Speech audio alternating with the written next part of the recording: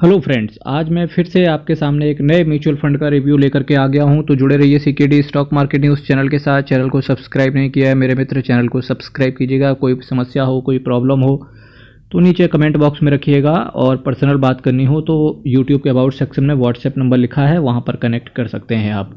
सबसे पहले आज मैं जिस म्यूचुअल फंड की बात कर रहा हूँ उसका नेट एसेट वैल्यू देखेंगे तो 42 रुपये का इसका एनएवी है। एक साल में रिटर्न देखो 51% का CAGR। ये म्यूचुअल फंड एक स्मॉल कैप कैटेगरी से है तो ठीक है, इतना रिटर्न अच्छा है। मैक्सिमम बात करेंगे तो 32% का CAGR, जबकि मैं मैक्सिमम बात कर रहा हूँ। तो फिलहाल इस म्यूचुअल फंड को अभी 5 साल ही इस म्यूचुअल फंड ने अपने कंप्लीट किए हैं। तो 5 साल में अगर बात करें 32% का CAGR, तो भाई साहब बहुत तगड़ा रिटर्न इन्होंने अपने इन्वेस्टर्स को डिलीवर करके दे दिया है।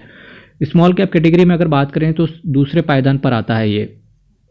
साथ ही वैल्यू रिसर्च ने इस म्यूचुअल फंड को 3 आउट ऑफ 5 रेट किया है। ध्रुव भाटिया साहब जबरदस्त फंड मैनेजर है भाई साहब। इस म्यूचुअल फंड के अंदर इस बंदे ने जान लड़ा दी, और भाई साहब रिटर्न के अंदर इसकी जान, इसकी मेहनत दिख भी रही है।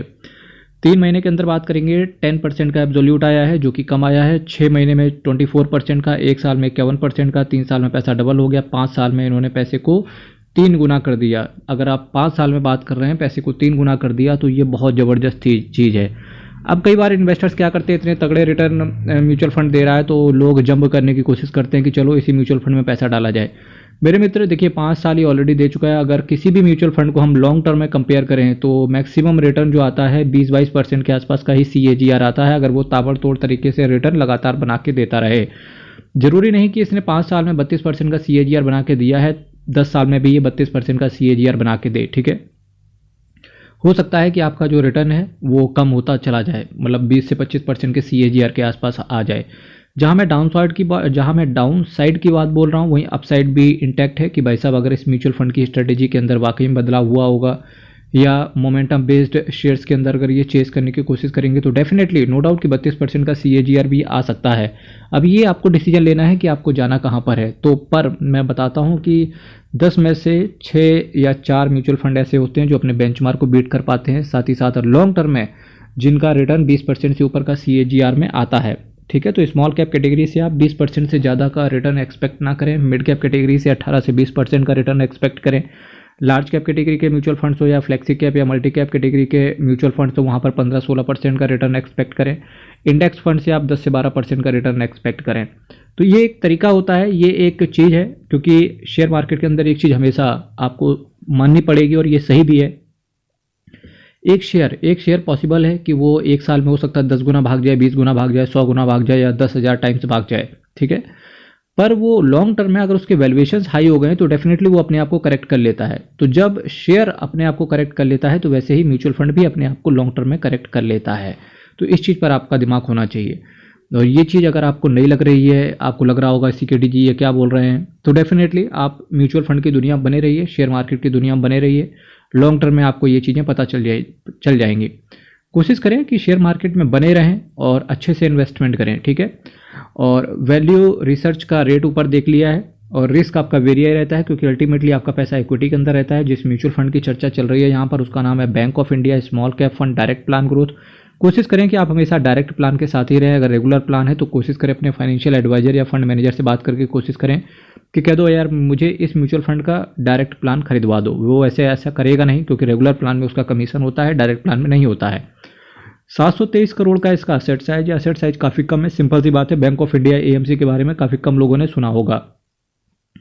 0.88% का ये एक्सपेंस रेशियो चार्ज करते हैं। अगर आप टाटा के स्मॉल कैप से कंपेयर करने की कोशिश करोगे, या निप्पॉन इंडिया के स्मॉल कैप से कंपेयर करोगे, या अदर स्मॉल कैप से कंपेयर करोगे, लाइक बंधन स्मॉल कैप से कंपेयर करोगे, या कोटक महिंद्रा के स्मॉल कैप से कंपेयर करोगे, तब डेफिनेटली इसका एक्सपेंस रेशियो आपको ज़्यादा लग सकता है। पर चूंकि 32% का CAGR है 5 साल में, तो इस वजह से ऐसा दिख रहा है कि भाई 0.88% का एक्सपेंस रेशियो भी डिसेंट है। 0.86% का ये कैश होल्ड करके चल रहे हैं।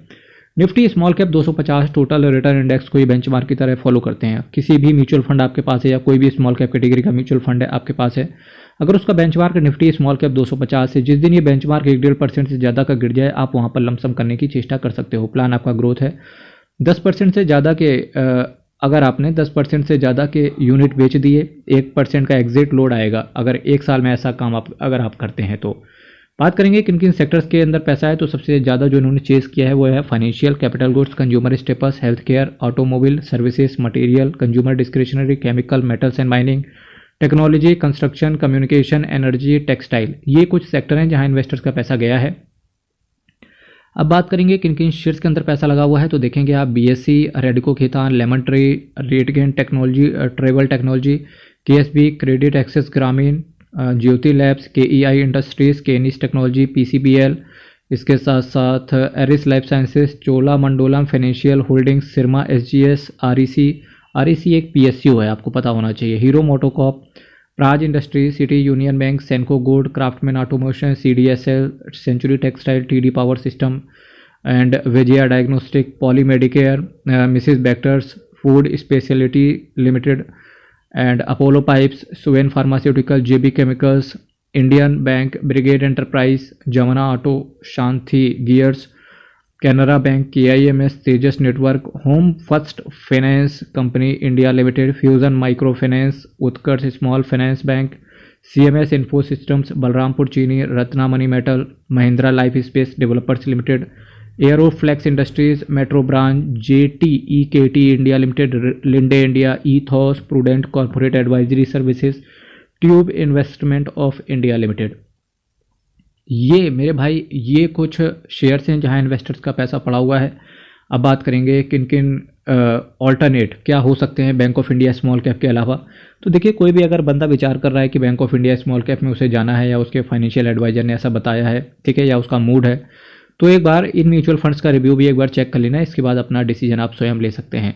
क्वांट के स्मॉल कैप फंड को भी रिव्यू के तौर पर देख लेना, निप्पॉन इंडिया के स्मॉल कैप का भी एक बार रिव्यू देख लेना, और एचएसबीसी के स्मॉल कैप का भी एक बार रिव्यू देख लेना, ठीक है मेरे मित्र। और चैनल को अभी तक सब्सक्राइब नहीं किया तो चैनल सब्सक्राइब कीजिएगा। बैंक ऑफ इंडिया एएमसी के बारे में बात करेंगे तो 5,969 करोड़ का एक बहुत छोटा सा इसका असेट अंडर मैनेजमेंट है, यानी कि बहुत छोटी एएमसी है, धीरे धीरे आगे बढ़ रही है। और स्मॉल कैप कैटेगरी में जिस तरीके से इन्होंने तहलका मचाया है, हालांकि उस हिसाब से इनका असेट साइज अभी तक नहीं बढ़ा है, तो सिंपल सी बात है, बैंक ऑफ इंडिया के बारे में काफ़ी कम लोगों को पता होगा। अगर आपको पता है तो डेफिनेटली नीचे कमेंट कीजिएगा। टोटल 62 स्कीम को मैनेज करके चल रहे हैं। अभी 5-5.5 हज़ार करोड़ का असेट अंडर मैनेजमेंट है टोटल एएमसी, पूरी एएमसी का। तो डेफिनेटली इनको जो स्कीम है वो रोक देनी चाहिए। कोशिश करना चाहिए जो इनकी स्कीम चल रही हैं उन्हीं पर दम भर के कोशिश करें, रिटर्न अच्छा देने की इन्वेस्टर्स को कोशिश करें, ठीक है। तो ये हो गया मेरा एक सलाह जो एएमसी के लिए है। और इन्वेस्टर आप अपनी सलाह अपने फाइनेंशियल एडवाइजर से पूछ के जरूर लीजिएगा।